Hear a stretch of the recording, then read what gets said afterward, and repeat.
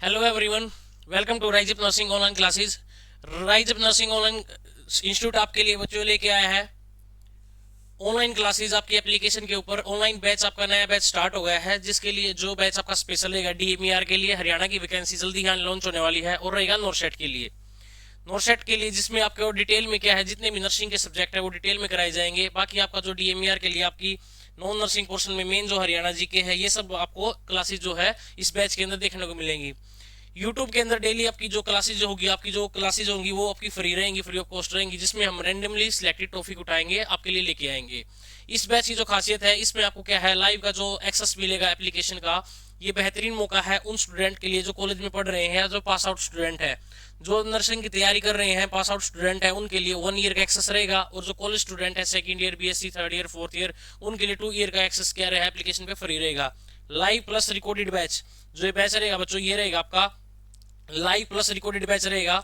इसके अंदर आपको जो क्लास है वो लाइव देखने को मिलेगी, और साथ साथ फिर वो आपकी एप्लीकेशन पे ही क्या है, रिकॉर्ड फॉर्म में चली जाएगी, रिकॉर्ड फॉर्म के अंदर चली जाएगी। आपकी क्लास जो है, आपकी सारी सारी क्लास आपके पास सेव रहेंगी, जिसको आप किसी भी टाइम आपका देख सकते हो। इसके साथ साथ आपको मिलेगी test series, free online test series इसके अंदर इंक्लूड रहेगी आपके बैच के अंदर ही। जिस जिस एग्जाम का पैटर्न है आपका, उसी पैटर्न के बेस पे आपकी टेस्ट सीरीज रहेगी। डीएमईआर के लिए स्पेशल क्या आपकी डीएमईआर वाली टेस्ट सीरीज रहेंगे, सेम आपके एमसीक्यू फॉर्म में आएंगे आपको। और बाकी आपकी नॉरसेट है, जिस भी टाइप का आरआरबी है, इन बेस की आपकी क्या रहेगी, ये टेस्ट सीरीज रहेगी। क्लियर चीज। ऑनलाइन वीकली क्या आपकी डाउट क्लासेज रहेंगी, वीकली डाउट क्लासेज होगी। डाउट आपका क्या है, जो डाउट क्लासेज के जो सेशन है ग्रुप में, डाउट ग्रुप आपका डाउट सेशन ग्रुप बनेगा आपका व्हाट्सएप का, जिसके अंदर आप कोई भी डाउट आपका सेंड कर सकते हो, उसकी क्वेरीज वगैरह आपको मिलती रहेंगी। तो आइए हम शुरुआत करते हैं। अभी हम जो आपके अंदर यूट्यूब पे क्लास डाल रहे हैं, इसके अंदर क्या है, हम थोड़ा सा ओवरव्यू देंगे आपको किसके बारे में, रीनल सिस्टम के बारे में।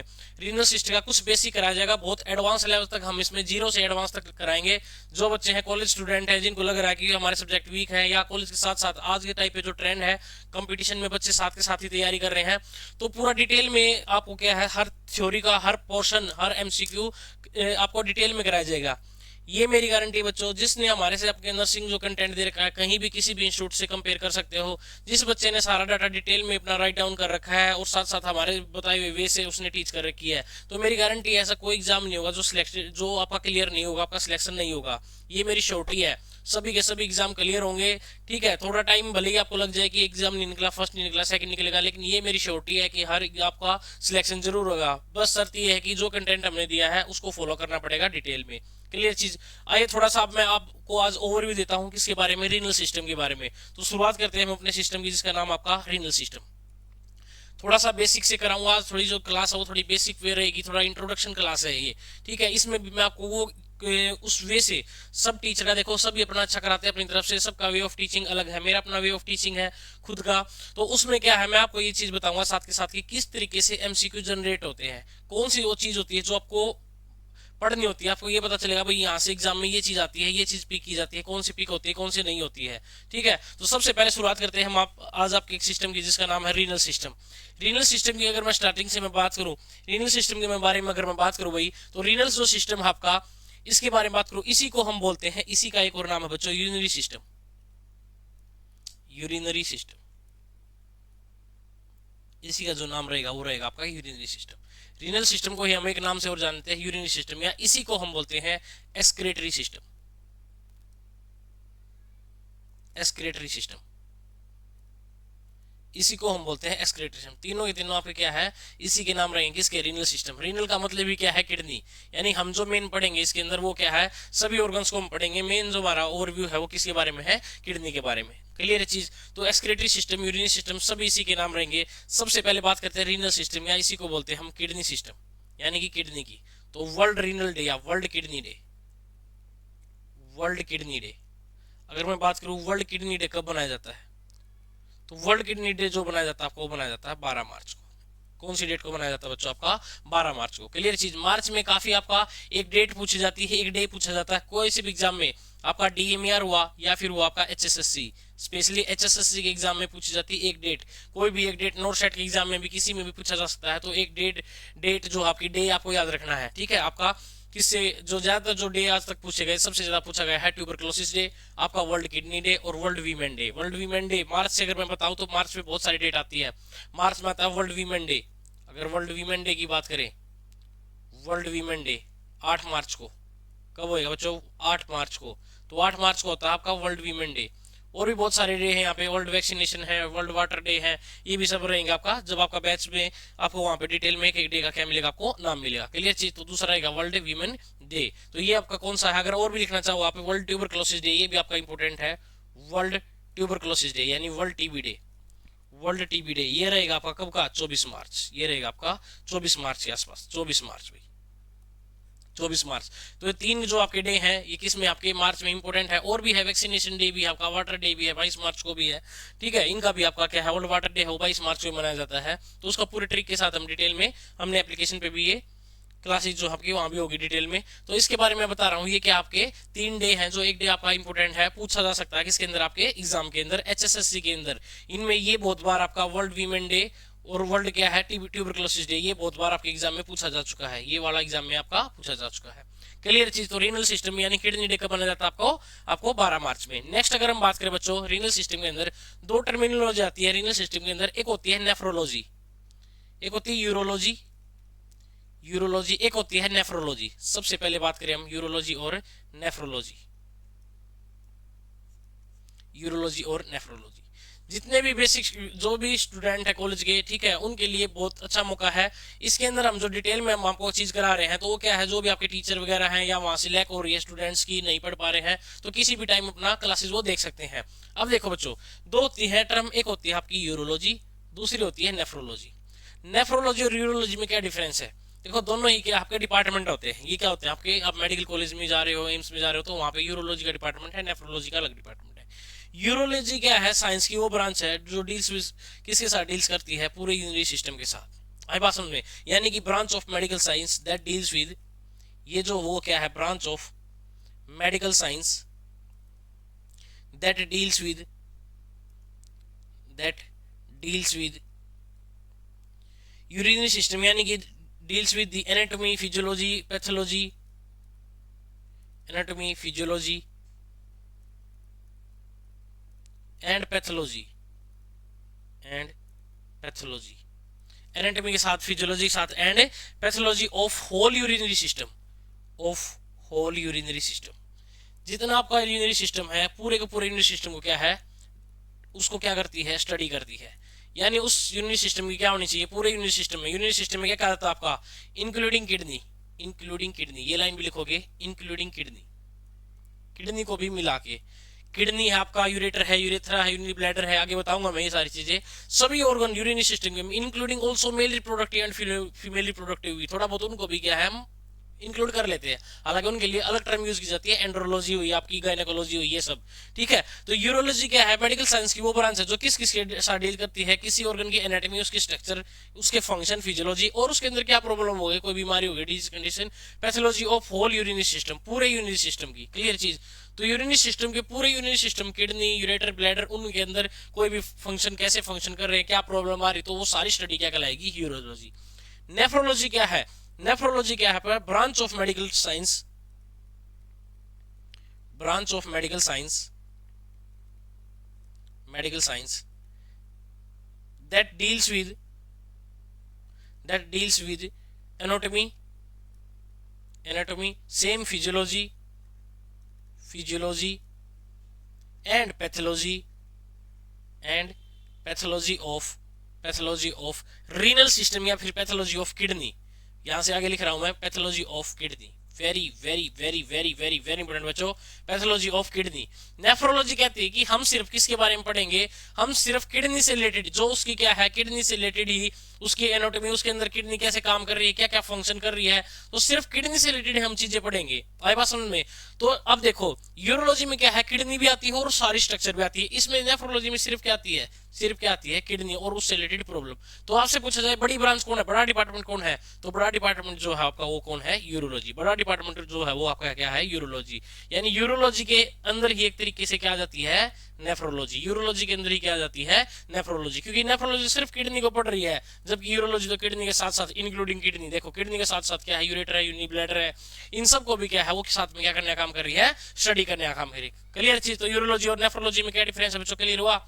नेक्स्ट अब हम बात करते हैं किसके बारे में, आपका रीनल सिस्टम के बारे में ही। जो रीनल सिस्टम है वो क्या करने का काम करता है, तो it is a main system of body which maintain the main system of body main system of body which maintain the fluid and electrolyte in body, fluid and electrolyte in body, जो body के अंदर fluid और electrolyte को maintain करने का काम करता है। एक ही वर्ड में पूछ ले तो मेन वर्ड आएगा बच्चों इसके लिए फ्लूइड, मेन वर्ड जो इसके रहेगा वो क्या रहेगा, फ्लूइड। मेन जो ये सिस्टम है ना, जो यूरिनरी सिस्टम है, कौन सा सिस्टम, यूरिनरी सिस्टम। आपका रीनल सिस्टम भी बोल सकते हैं, इसी को बोल सकते हैं हम यूरिनरी सिस्टम। आपका जो यूरिनरी सिस्टम है ना वो मेनली किसको मेंटेन करता है, फ्लूइड बैलेंस को,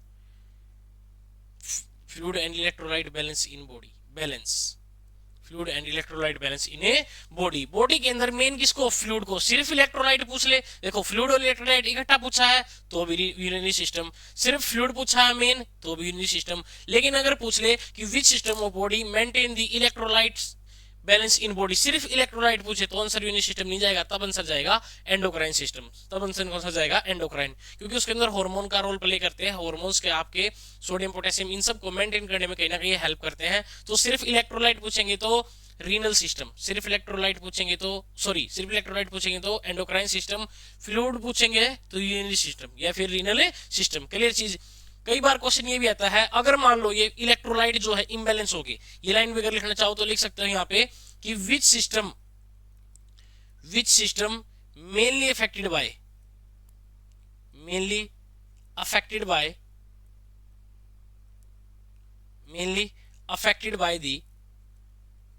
by the fluid and electrolyte imbalance.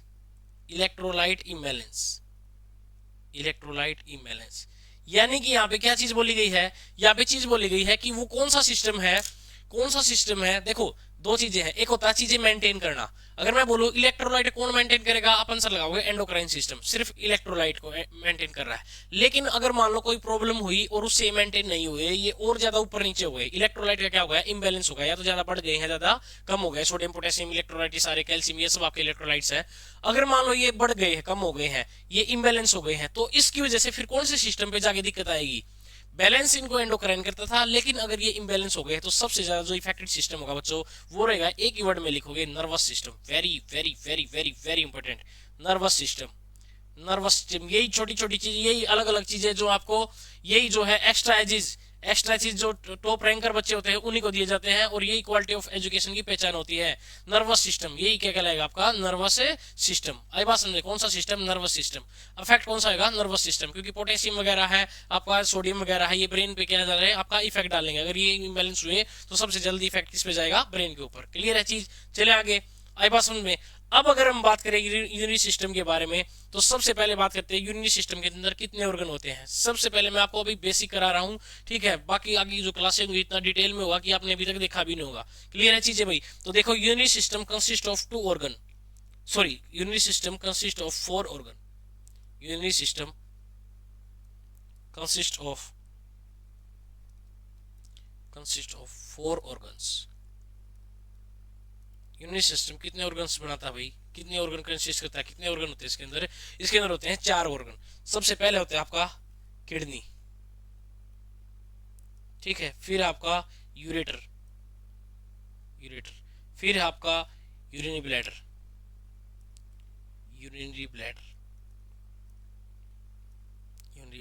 फिर आपका यूरेथ्रा, फिर आपका यूरेथ्रा। क्लियर है चीज। दूसरा आपको एग्जाम में जो क्वेश्चन किया जाता है अभी बताऊंगा आपके ओबीजी के अंदर, मैं डिटेल में कराऊंगा बिल्कुल, ठीक है। ओबीजी और एमएस में कुछ पोर्शन जो मेन पोर्शन है वो मेरे द्वारा किया जाएगा, बाकी जो आपके अदर फैकल्टी सब्जेक्टिव फैकल्टी है वो आपको डिटेल में कराएंगे। फंडामेंटल है, गोरोसन एम्स दिल्ली की फैकल्टी है वो कराएंगे, बाकी जो आपकी टीचर्स हैं, ठीक है, वो सारे आपका अदर फैकल्टी है वो कराएगी। देखो किडनी जो है, किडनी, यूरेटर, यूरिनरी ब्लैडर और यूरेथ्रा। किडनी कितनी नंबर में, 2, कितनी है, 2 इन नंबर, कितनी है नंबर में, 2 इन नंबर। किडनी 2 है, यूरेटर भी कितने नंबर में, 2 इन नंबर। ब्लैडर कितना है 1 इन नंबर, यूरेथ्रा भी क्या है 1 इन नंबर, तो ये दोनों क्या है एक एक है नंबर में, ठीक है। तो ये जो नंबर में एक है ना यहाँ पे, ऐसा नहीं कि जितने भी बॉडी में ऑर्गन होंगे सारे एक नंबर के इसमें आएंगे, नहीं, सिर्फ मैं यूरिनरी सिस्टम बता रहा हूँ। जो किडनी और यूरेटर होते हैं ना, ये कहाँ से डेवलप होते हैं, develop from the mesoderm, developed from mesoderm, developed from mesoderm. Mesoderm क्या होती है आपकी जर्म लेयर, मीजोड्रम क्या होती है ओबीजी में डिटेल में पढ़ोगे। जब भ्रूण बनता है, जाइगोट बनता है, मेल फीमेल गैमेट फ्यूज होते हैं, सबसे पहला बच्चा जो बनता है तो सबसे पहले उसमें 3 जर्म लेयर का निर्माण होता है, एंडोड्रम, मीजोड्रम और एक्टोड्रम। फिर उन तीनों जर्म लेयर से आपके ऑर्गन बनने स्टार्ट होते हैं। किसी से आपको कार्डियोवास्कुलर सिस्टम बन रहा है, किसी से आपका क्या बन रहा है भाई, ब्लड की फॉर्मेशन होगी आगे जाके, मतलब किसी का आपका क्या बन रहा है, जेनाइटो यूरिनरी सिस्टम बन रहा है, किसी में आपका रीनल आया है, आपका रिप्रोडक्टिव आ गया है, ठीक है, रेस्पिरेटरी आ गया है, किसी से हार्ट बन रहा है, किसी से स्केलेटल बन रहा है। तो सब इन 3 जर्म लेयर से चीज आगे जाके बनती है। तो सबसे पहले 3 जर्म लेयर बनती है।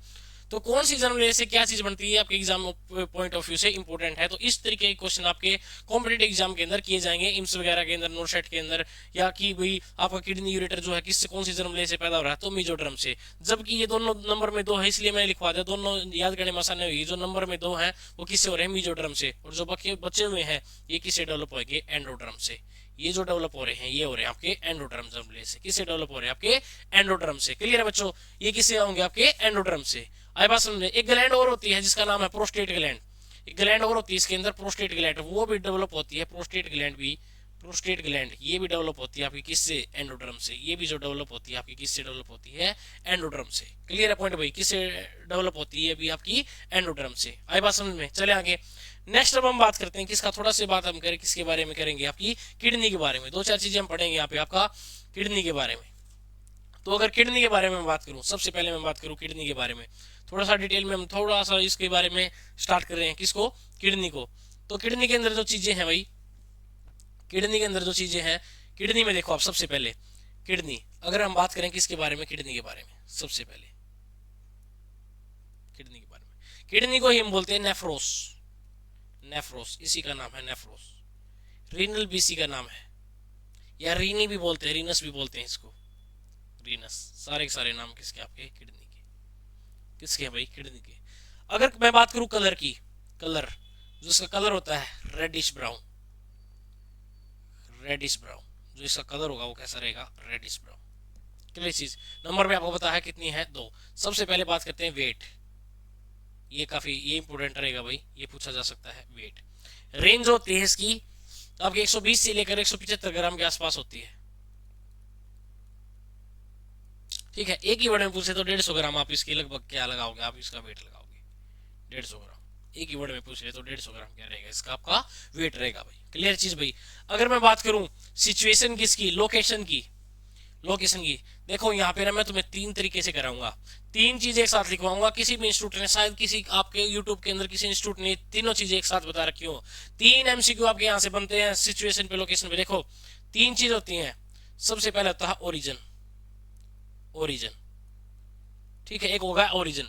एक होता है इसकी डेवलपमेंट या developed from, developed from, originate from पहली चीज आ गई, ओरिजिन या फिर ओरिजिनेट फ्रॉम भी लिख सकते हो, ओरिजिनेट फ्रॉम, ओरिजिनेट फ्रॉम। दूसरी आ गई डेवलप्ड फ्रॉम। तीसरी आ गई बच्चों, एक तीसरी जो चीज बनती है वो होती है इसकी लोकेशन या सिचुएशन, सिचुएशन या फिर लोकेटेड।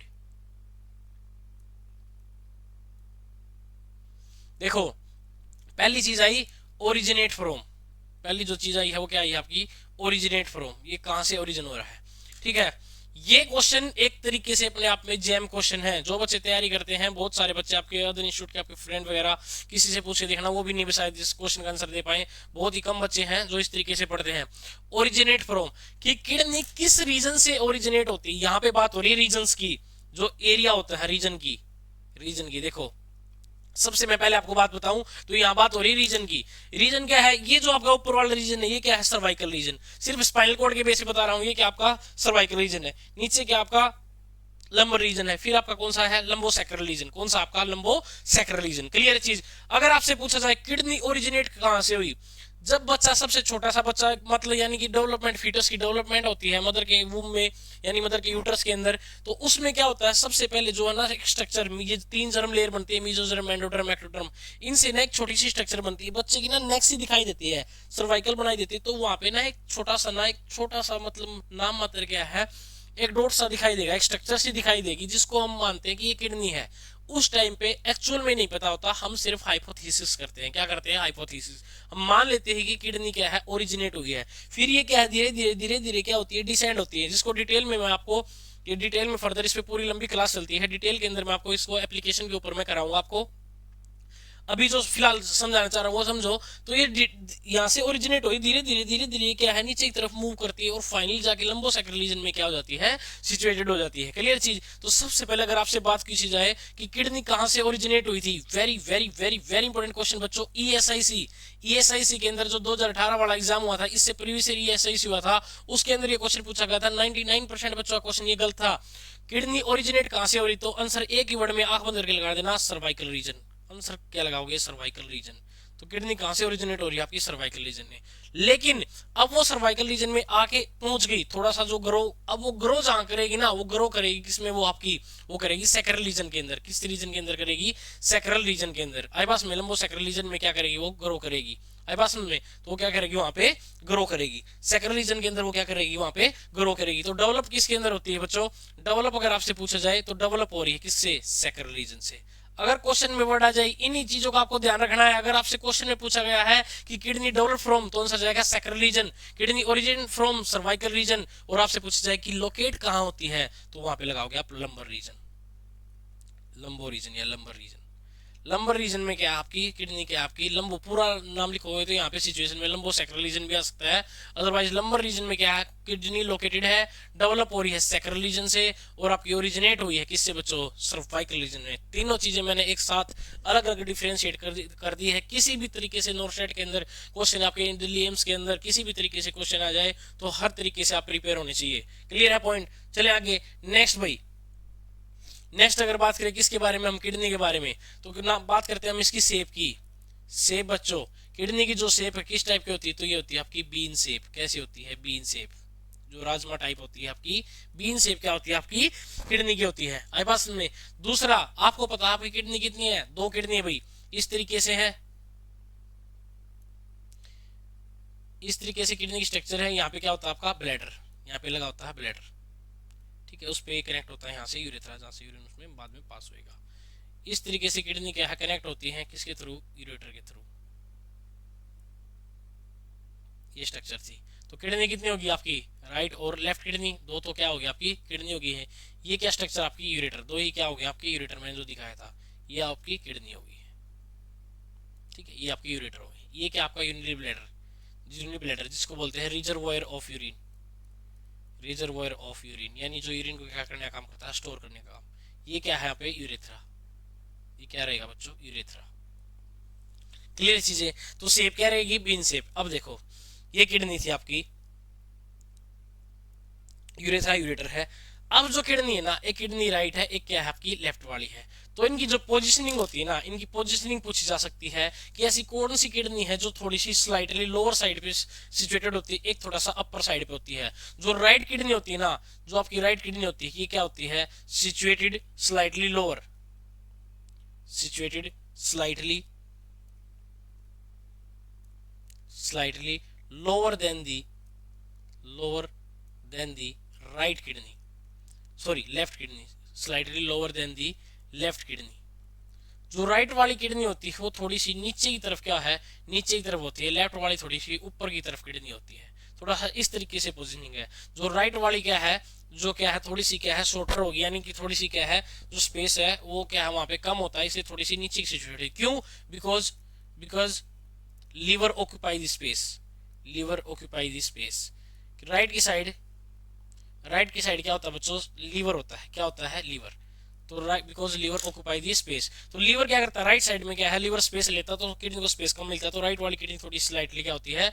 लोअर साइड में क्या होती है? सिचुएटेड होती है। लोअर साइड पे क्या होती है? सिचुएटेड होती है। क्लियर चीज? और इन दोनों किडनी के ऊपर एक छोटी सी ग्लैंड भी पाई जाती है। इन दोनों किडनी के ऊपर एक छोटी सी ग्लैंड सिचुएटेड होती है, जिसका नाम है, जो ग्लैंड इनके ऊपर दोनों के ऊपर सिचुएटेड होती है, इस तरीके से दोनों के ऊपर एक ग्लैंड सिचुएटेड है जिसका नाम होता है, किडनी के ऊपर ऊपर की तरफ सुप्रारीनल ग्लैंड, जिसका नाम है सुप्रारीनल ग्लैंड, या इसी को हम बोलते हैं एड्रेनल ग्लैंड। एड्रेनल ग्लैंड, इसी का नाम है एड्रेनल ग्लैंड। बहुत प्यारी ग्लैंड है बच्चों। जब एंडोक्राइन पढ़ोगे तो एमएसएन की तो मैं तुम्हें बता रहा हूँ कि एमएसएन इस तरीके से इतना अच्छा सब्जेक्ट है, अगर आपको जल्दी इजी वे में सिलेक्ट करना है तो आपको क्या करना पड़ेगा कि चीजों को ना समझेगा, कंसेप्ट आपके क्लियर होने चाहिए, चीजें रटने की जरूरत नहीं पड़ेगी। एमएसएन बच्चों यूं भागेगी, अगर एक बार फंक्शन उसके एनाटॉमी फिजियोलॉजी क्लियर है तो आपकी डिजीज पोर्शन में ज्यादा टाइम आपको नहीं लगेगा। क्लियर चीज तो इसके ऊपर क्या होती है, एक छोटी सी क्या होती है आपकी ग्लैंड क्या होती है, प्रेजेंट होती है, किसके ऊपर, किडनी के ऊपर। क्लियर है पॉइंट। किडनी के बारे में बात किया जाए तो किडनी से आपके वन लाइनर कुछ क्वेश्चन और बनते हैं, आपसे पूछे जा सकते हैं पोल, किडनी कितने पोल होते हैं, pole of kidney, pole of kidney बच्चों, पोल ऑफ किडनी। अगर मैं बात करूं किडनी के पोल्स की कि पोल ऑफ किडनी कितने होते हैं, तो पोल की बात करूं तो इस तरीके से ये किडनी होती है आपकी किडनी, तो इसके दो पोल होते हैं, एक ये अपर की साइड है, एक लोअर की साइड है। तो पोल ऑफ किडनी के उनसे होते हैं दो, एक होता है अपर पोल, अपर पोल, एक होता है लोअर पोल, लोअर पोल,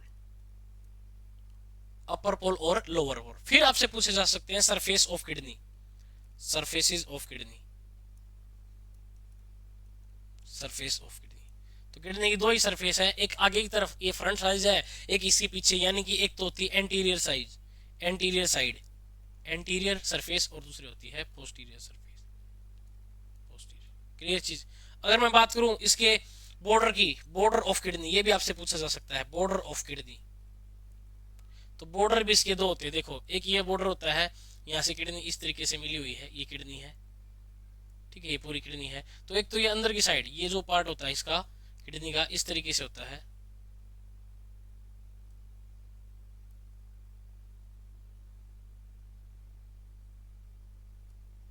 इस तरीके से कुछ आपकी किडनी बनी हुई है। तो एक पार्ट तो अंदर की साइड घुसा हुआ है इस तरीके से, एक पार्ट क्या है आपका बाहर की तरफ क्या है निकला हुआ है। तो इसके जो बॉर्डर है वो दो टाइप के हैं, एक तो आपका मीडियन, एक तो क्या है आपका मीडियन, ठीक है, दूसरा आपका लेटरल, दूसरा आपका लेटरल। ये आपका लेटरल हो गया साइड से, एक अंदर की साइड घुसा हुआ, एक कौन सा है मीडियन। तो दो इसके क्या है बॉर्डर है। हमारे पास में दो सरफेस है, एक आगे की एंटीरियर, पीछे की पोस्टीरियर, दो पोल है, अपर पोल और लोअर पोल। ये क्या होते हैं आपके किडनी क्या होते हैं, कुछ पोल होते हैं। क्लियर है सिस्टम। नेक्स्ट अगर मैं बात करूं भाई किडनी के बारे में, कुछ चीजें आपको वन लाइनर, कुछ चीजें मैं आपको बताना चाह रहा हूं यहाँ पे जो काफी इंपॉर्टेंट चीजें रहेंगी। सबसे पहले बात करते हैं किडनी आपकी बॉडी में बननी कब स्टार्ट होती है। तो kidney start to develop at, kidney start to develop at 3 to 4 week of pregnancy, 3 to 4 weeks of pregnancy.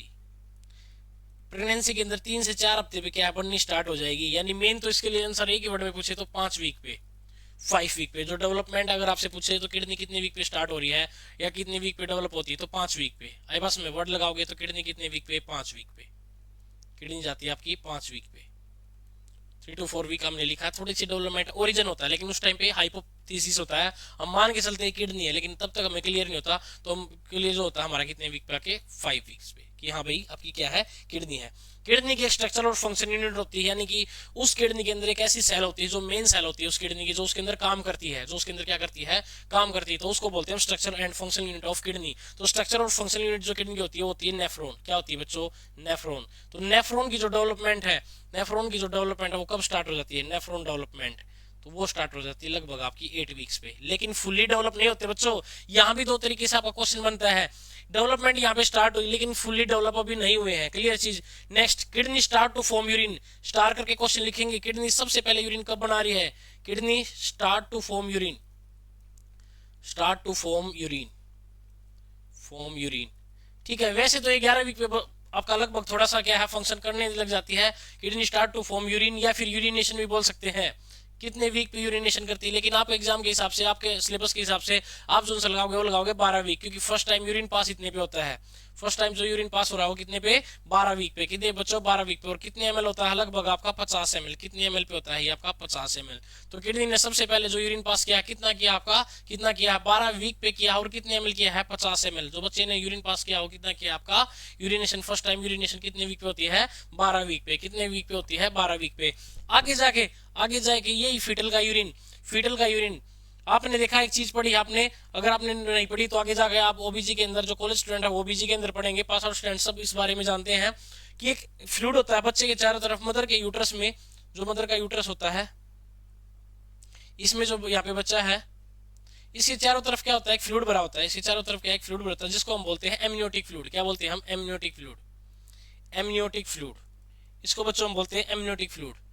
इस एमनियोटिक फ्लूइड की मैं बात करूं, इस एमनियोटिक फ्लूइड, तो ये जो एमनियोटिक फ्लूइड कहां से बनता है, तो इसका जो 80% जो पोर्शन है, 80% फीटल साइड से, फीटल साइड से बनता है आईपास में, और फीटल साइड में भी बनता है बच्चे का यूरिन।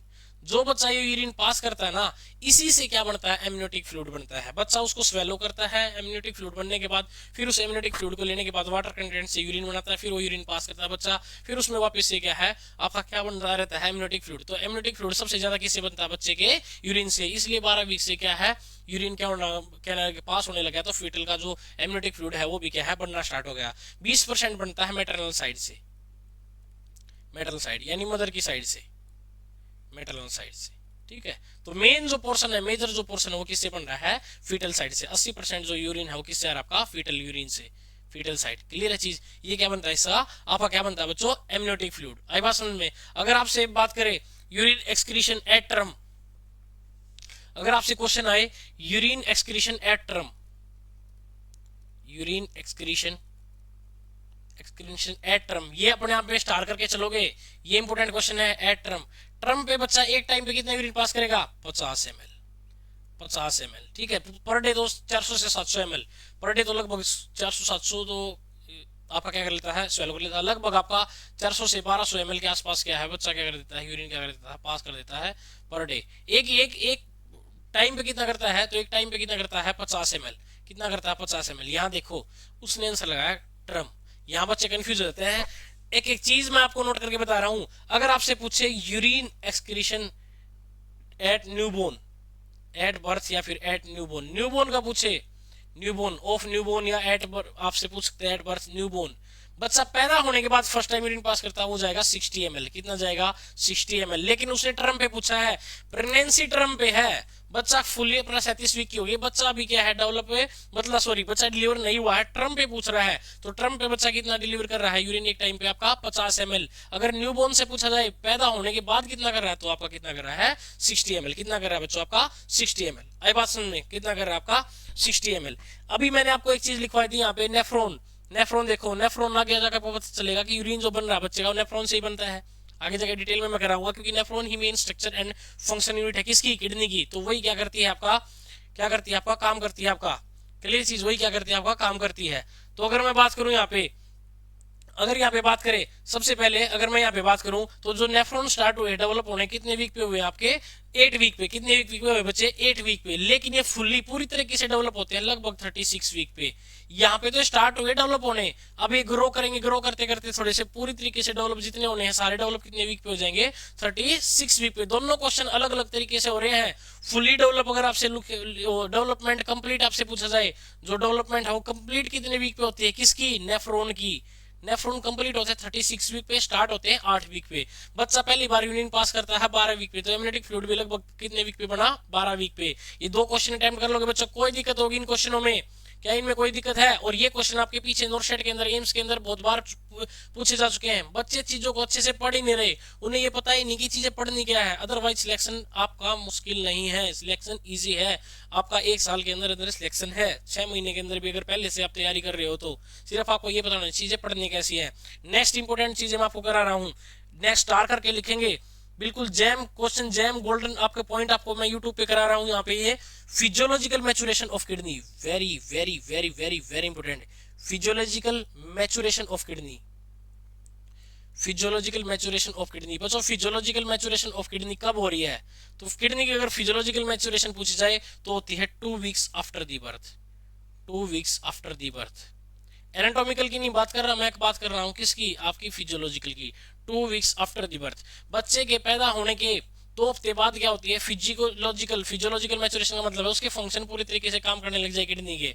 बात में कितनी वीक पे होती है, 2 week after the birth, 2 week after the birth. Birth के 2 हफ्ते बाद, बर्थ की क्या होती है, 2 हफ्ते बाद। अब देखो 2 हफ्ते बाद तक, दो यानी कि 2 हफ्ते बाद तक क्या है, किडनी की मैचुरेशन होगी। 2 हफ्ते तक तो किडनी क्या है, फिजियोलॉजिकली इमेच्योर है।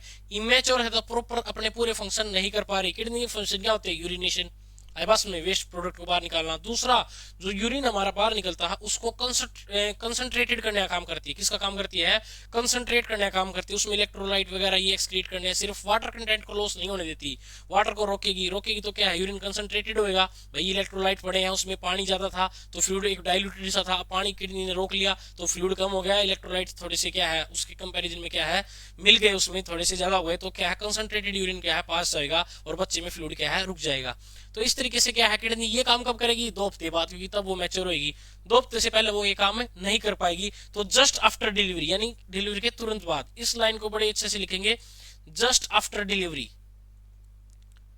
जस्ट आफ्टर डिलीवरी, या फिर up to 2 week of, up to 2 weeks of delivery, या डिलीवरी के 2 हफ्ते तक, 2 weeks of delivery, kidney is physiological immature, kidney is physiological immature. Kidney जो है वो फिजियोलॉजिकल क्या है, immature. Kidney is physiological immature. Kidney बच्चों फिजियोलॉजिकल क्या है, इमेच्योर। सो अनकंसंट्रेटेड यूरिन पास, सो अनकंसंट्रेटेड यानी जिसमें पानी की मात्रा ज्यादा हो, अनकंसंट्रेटेड, कंसंट्रेट नहीं हुआ है, गाढ़ा नहीं हुआ, अनकंसंट्रेटेड यूरिन पास। अब ज्यादा बच्चे में से ज्यादा अनकंसंट्रेटेड यूरिन जाएगा, भाई ज्यादा अनकंसंट्रेटेड यूरिन जाएगा तो ज्यादा फ्लूइड का लॉस होगा। तो इसमें आगे कंटिन्यू कर रहा हूं, मोर फ्लूइड लॉस, फ्लूइड लॉस। अब छोटा सा बच्चा है, अभी डिलीवर हुआ है, 2 हफ्ते तक भी नहीं हुआ है, उस बच्चे में स्टार्टिंग में न्यूमोन होता है, उसमें 80% क्या होता है, पानी। यानी पानी बच्चा क्या है, पानी का भरा हुआ बैग है, थैली है, पानी से फ्लूइड से बच्चा क्या है, बना हुआ ज्यादा, तो उसके अंदर से फ्लूइड का क्या हुआ, लॉस। अब फ्लूइड का लॉस होगा तो बच्चे का क्या होगा, weight loss. Very very very very very very very important.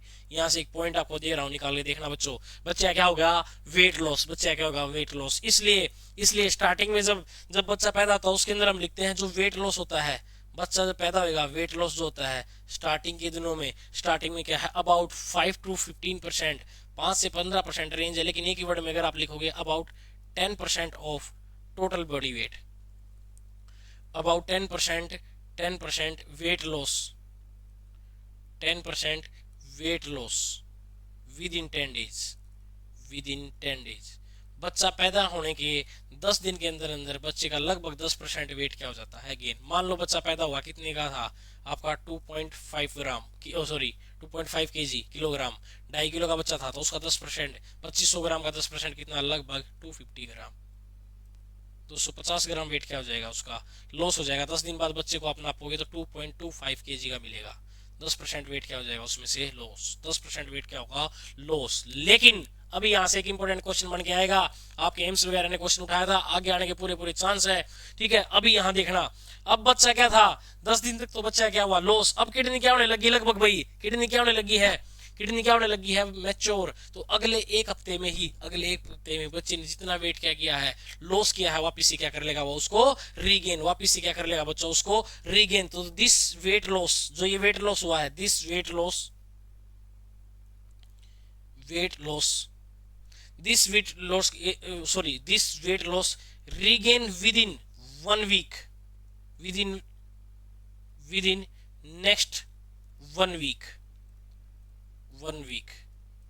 within next 1 week, लगभग आप मान के चलते हैं अप टू 70 डेज, 17 दिन तक, 17वें दिन तक बच्चा जो है अपना जो जितना भी उसने वेट लॉस किया था, जो ये वेट लॉस किया था, ये वापस से क्या कर लेगा बच्चों, रीगेन। ये जो वेट लॉस किया था बच्चे ने, वापस से क्या कर लेगा, रीगेन। तो जितना उसने वेट लॉस क्या किया था, वेट लॉस किया था, उतना ही क्या कर लेगा, गेन कर लेगा। यानी 250 ग्राम जो उसने वेट लॉस किया था, वापस से क्या कर लेगा, रीगेन कर लेगा। तो 17वें दिन आगे very very very very very very very very very important, आपसे पूछा जा सकता है कि कौन सा ऐसा दिन है जिस दिन बच्चे का वेट क्या है, सेम होगा उस वेट के जिस दिन बच्चा पैदा हुआ था। तो लगभग 17वें दिन वापस से बच्चा कितने का, 2.5 केजी का बच्चा पैदा हुआ था, तब भी क्या है 2.5 किलो का था। अब उसका वेट क्या है, लॉस हुआ, 17वें दिन तक आता है उसने वेट को क्या है, वापस से गेन कर लिया। क्यों, क्योंकि किडनी ने क्या है, फिजियोलॉजिकल मैच्योर होने लगी, उसने फ्लूइड को रीएब्जॉर्ब करना क्या कर दिया बच्चों, स्टार्ट कर दिया। रीएब्जॉर्ब करना क्या कर दिया, स्टार्ट कर दिया। क्लियर है चीज, रीएब्जॉर्ब करना क्या है, स्टार्ट कर दिया। और ये अपने आप में एक्स्ट्रा चीज उन बच्चों के लिए है जिनको क्या है भाई,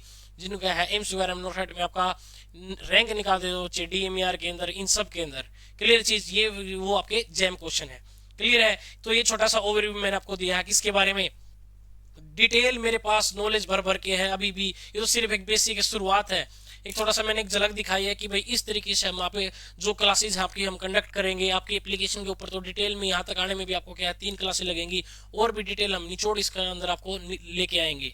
क्लियर चीज। तो अगर क्लासेस अच्छी लगती है तो चैनल को सब्सक्राइब करें, अपने जितने भी स्टूडेंट्स हैं आपके फ्रेंड्स सर्कल है सभी में शेयर करें। क्लियर है चीज, आई बात सुन में। तो पढ़ते मिलते हैं बच्चों आपकी नेक्स्ट क्लास में, ठीक है। जो आपकी डिटेल है नीचे दिए गए नंबरों पे आप कांटेक्ट कर सकते हैं एडमिशन के लिए, आपका एडमिशंस के लिए, क्लासेस के लिए, जो भी आपकी एप्लीकेशन है सारी डिटेल फर्दर आपकी एडमिशन की वहां पे आपको क्वेरीज जो आपकी सोल्व कर दी जाएंगी। क्लियर चीज। तो मिलते हैं आपकी नेक्स्ट क्लास में, पढ़ते रहो बढ़ते रहो। Thank you all.